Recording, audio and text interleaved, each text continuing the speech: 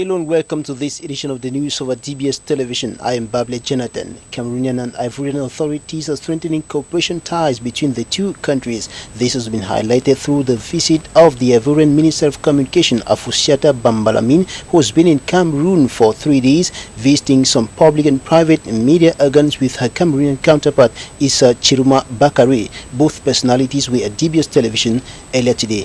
Royal Uliebia reports.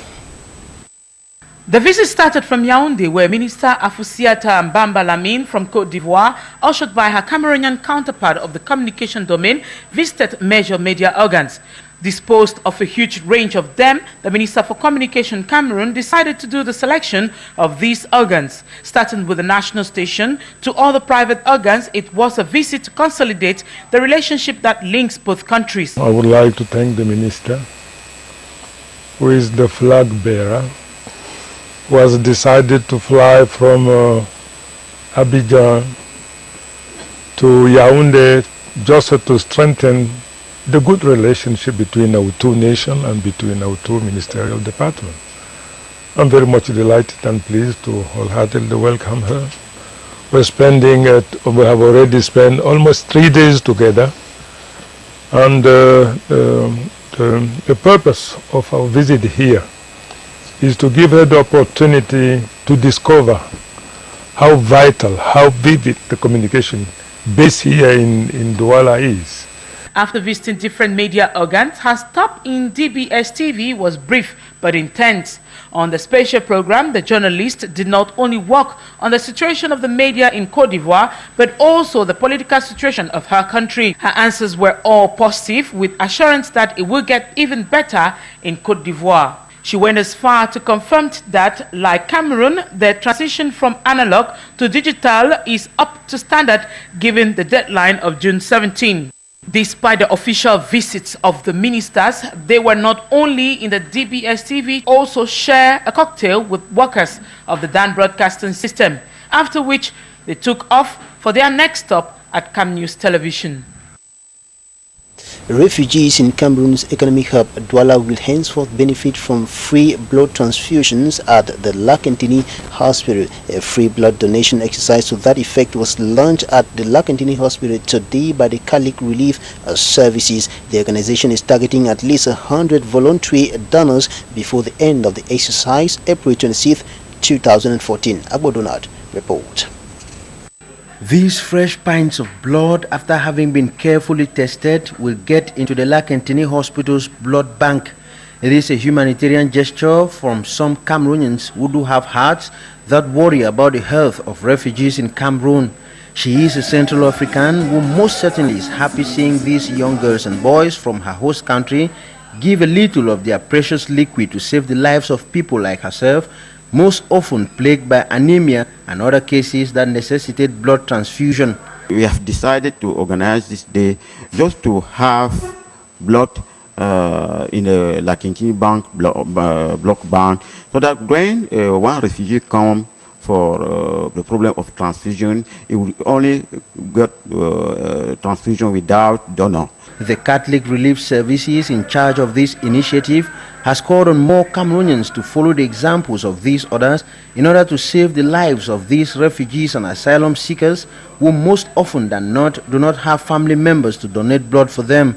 According to the health program manager of the Catholic Relief Services, Dr. Salifu, about 100 pints of blood is needed in this fight, and that they are going to make sure that the blood already collected be used for the right purpose. We have a sitting with the director of the Lakentini Hospital to discuss with him how to manage the blood people will donate today. We up to have maybe around 100 persons who will be donated the blood, so that by the future they will not have refugees who have problem of anemia or problem of transfusion. Cameroonians have therefore been called upon to extend a helping hand to these humans, victims of circumstance. The free blood donation exercise will run from April 24 to 26 at the Lakentini Hospital here in Douala. The repressive phase of the ban on the production and distribution of non-biodegradable plastics in the Republic of Cameroon began today. In a report coming up next, we tell you the sanctions that await defaulters. Non-biodegradable plastics are destructive to the environment. The environment is looking multi-filthy because of these plastics, which can stay in the environment as long as 100 to 400 years before degrading. This is why the Cameroon government is bent on stopping the production, importation, commercialization, and of course, the use of non-biodegradable plastic products. The first thing is that we should know that the government has taken this decision not just of a sudden. This decision was actually was conceived as early as 2011, and it's because of the impact of plastics, non-biodegradable plastics. The application of that ministerial decision takes a sharp turn 24th April 2014. As on the 24th of April 2014, government and the whole team of government will start sanctioning all those possessing, distributing, producing all non-biodegradable plastics of less than 60 micron. Their products will be seized and destroyed. But for now, what is of priority to the Ministry of Environment, Nature Protection and Sustainable Development is the production and use of paper bags or packagings. We want to see people using paper bags. We want to see people using tissue bags, that is from this clothing. We want to see people using things like that. A plastic production company, Plasticam, has already produced biodegradable plastic packagings. Spending 3 years in slumber, the North Regional Committee for the Fight Against Drought has resumed its activities during an extraordinary session of the committee that took place last Thursday in Garoua. 501 million francs CFA was adopted as budget for 2014. Azumi Tijani report. Since the death of the president of the North Regional Committee for the Fight Against Drought in 2011, this committee has remained inactive. For 3 years, no campaigns nor meetings have been held to mitigate the negative impact of drought in a region highly threatened by desertification. It is on these heels that the Minister of the Environment, Nature Protection and Sustainable Development ordered the board chair of the committee to hold this extraordinary session under the chairmanship of Governor Joseph Otto Wilson.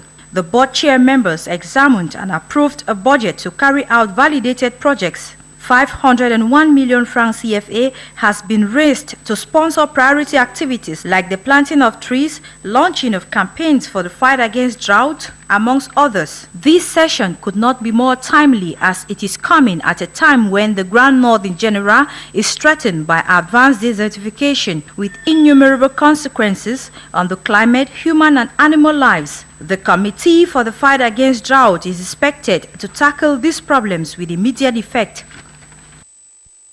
Students of the St. Jerome University, Catholic University of Douala, putting through their own contribution to efforts to preserve and promote good cultural values and sustainable development in the Republic of Cameroon. The Student Association of that institution organized a conference in Amphi 600 today on the theme, What Cultural Values for Sustainable Development? Student journalist Sylvia Kidio report. Promoting cultural values for a durable development was the raison d'être of this conference organized by the Students Association of St. Jerome Catholic University. Attended by youth coming from different backgrounds, the gathering was a platform for these young talented Cameroonians who were actually the main participants to share their success stories with others.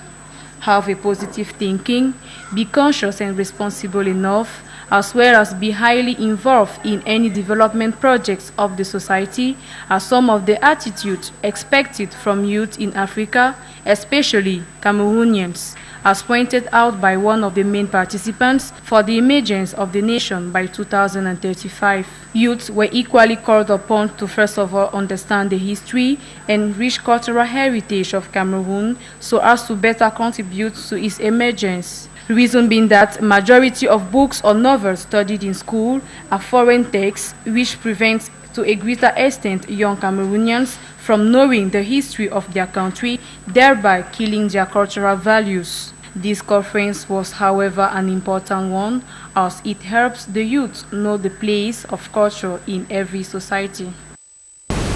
Out of Cameroon, rescue teams continue searching for dead bodies from the South Korean ferry accident that occurred last week.